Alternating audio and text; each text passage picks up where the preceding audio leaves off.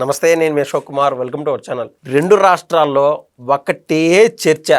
ఆ చర్చ దేనికి సంబంధించిందంటే, మొన్న 14వ తారీఖున హైదరాబాద్లోని మోయినాబాద్ ఫామ్ హౌస్లో జరిగినటువంటి ఒక వ్యవహారము రెండు రాష్ట్రాలని కుదిపేసేంత వార్తగా సెన్సేషన్ చేస్తున్నారు అటు వైసీపీ వాళ్ళు అండ్ తెలంగాణలోని కొంతమంది పెయిడ్ ఛానల్స్. అదేంది వ్యవహారము? టీడీపీకి సంబంధించినటువంటి ఎవరైతే ఒక బీసీ ఎంపీ గారు ఉన్నారో, మహేష్ కుమార్ యాదవ్ గారు ఏలూరు నుంచి ప్రాతినిధ్యం వహిస్తున్నారు.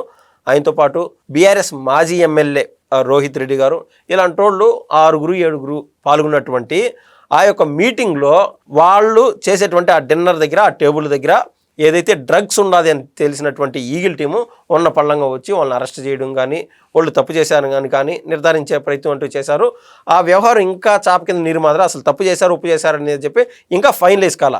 అయితే ఈ గ్యాప్లో ఆల్రెడీ మహేష్ కుమార్ యాదవ్ గారు సరైన వివరణ ఇచ్చిన్నారు.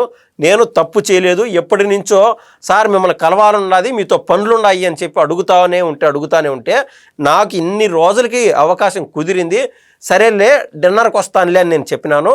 అదొక్కటే నేను చేసిన తప్పు, అయినా కూడా తప్పు నేను భావించట్లేదు.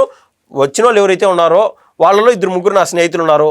అక్కడ డ్రగ్స్ ఎవరు కన్స్యూమ్ చేశారు, డ్రగ్స్ అనేది ఎవరు తెచ్చారనేది నాకు ఇప్పటికీ తెలియదు.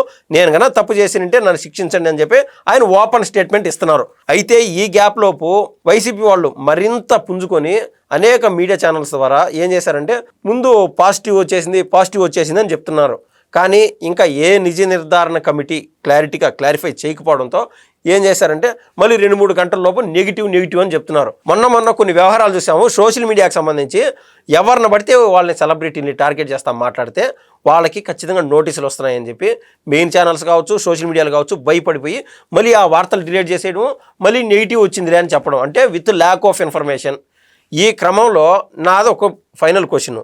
మొన్న అంబటరాంబాబు గారు పచ్చి బూతులు అమ్మలక్కలు తిట్టాడు. ఎవరు? సాక్షాత్తు ఏపీ ముఖ్యమంత్రి అయినటువంటి నారా చంద్రబాబు నాయుడు గారిని. ఆ సమయంలో ఏమో ఆయన అరెస్ట్ కన్నా చేస్తే అమ్మో మా కాపు పెట్టిన అరెస్ట్ చేస్తారా అని చెప్పి కావాలనే స్వయంగా కాపు కులానికి సంబంధించిన వాళ్ళు కాకుండా వేరే కులాలకు సంబంధించినటువంటి ఒక 10% మంది ఎవరైతే సోషల్ మీడియాలో ఉంటారో నొక్కి వక్కానించడానికి మొదలుపెట్టారు. ఈ క్రమంలో ఇప్పుడు ఏలూరుకు సంబంధించి ఒక్కసారి ఆ డేటా పరిశీలించి చూస్తే చాలా సంవత్సరాలుగా, చాలా దఫాలుగా ఆ ఏలూరు కాన్స్టిట్యున్సీ నుంచి ఎవరు పోటీ చేస్తున్నారు, టీడీపీ నుంచి కావచ్చు లేదా ఇతర రాజకీయ పార్టీల నుంచి అంటే మ్యాక్స్ టు మ్యాక్స్ అక్కడ కమ్మలు పోటీ చేస్తున్నారు. కమ్మవారు పోటీ చేస్తూ ఉంటే ఇక్కడ ఫస్ట్ టైము కమ్మవారిని పక్కన పెట్టేసి బీసీ కులాలకి ప్రాముఖ్యం ఇచ్చి నారా చంద్రబాబు నాయుడు గారు పుట్టా మహేష్ కుమార్ యాదవ్ గారికి అక్కడ సీటు ఇవ్వడము, అదేవిధంగా ఆయన గెలిపించుకోవడం కూడా జరిగింది. ఎంత అసలు సరే తప్పు చేశాడు ఉప్పు చేశాడా తెలిసాక మాట్లాడండి. ఫార్ సపోజ్ ఇన్ కేస్ ఒకవేళ తప్పు చేశాడని అనుకుందాము. ఆయన ఎవరు? తప్పు చేసినప్పుడు ఆయన ఏమన్నా, ఆయన స్థాయి ఏంది, ఆయన విషయం ఏంది? ఆయన ఒక ఎంపీ గారు, ఆయన ఏమన్నా పెట్లర్ కాకపోయా, అమ్ముకునేవాడు కాకపోయా, బిజినెస్ మ్యాన్ కాకపోయా ఈ వ్యవహారం డ్రగ్స్ విషయంలో. అయితే అక్కడ ఒకవేళ కన్స్యూమ్ చేసింటే ఆయన్ని విక్టింగ్గా చూస్తారు.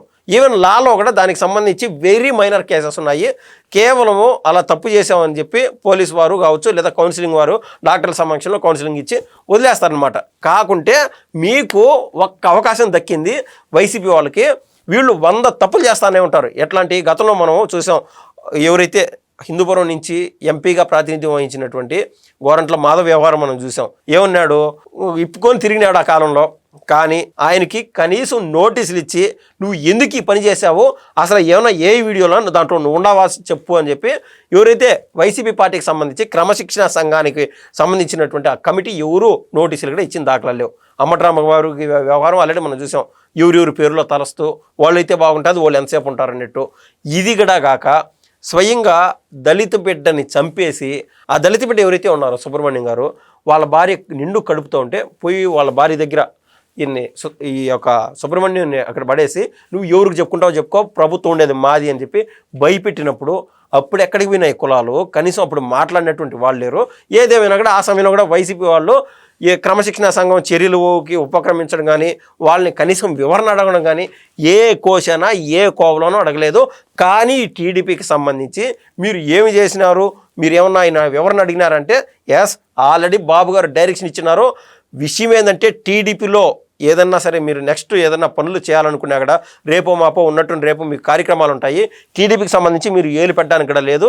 మీరు తప్పు చేయలేదని నిరూపించుకొని వచ్చి టీడీపీ కోసం పనిచేయండి అని చెప్పి బాబు గారు ఇచ్చినటువంటి డైరెక్షన్లో స్వయంగా పల్లా శ్రీనివాస్ యాదవ్ గారు ఏదైతే బీసీ కమ్యూనిటీకి సంబంధించినటువంటి వ్యక్తులు ఉన్నారో, రాష్ట్ర నాయకులు అత్యంత మెజార్టీతో గెలిచినటువంటి వ్యక్తులు ఉన్నారో, అతను ఆయనకున్నటువంటి హోదాలో ఏలూరు ఎంపీ అయినటువంటి పుట్టా మహేష్ కుమార్ యాదవ్ గారికి నోటీసులు ఇవ్వడం జరిగింది. క్లియర్ కట్గా పార్టీ కార్యక్రమాల్లో పాల్గొనొద్దు, నువ్వు నిజాయితీ ప్రూవ్ చేసుకొని వచ్చేవరకు అని చెప్పి క్లారిటీగా ఈ యొక్క నోటీసులు ఇవ్వడం జరిగింది. అది తేడా. వీళ్ళు 100 తప్పులు చేస్తారు, వీళ్ళు చేసేది ఒక తప్పే.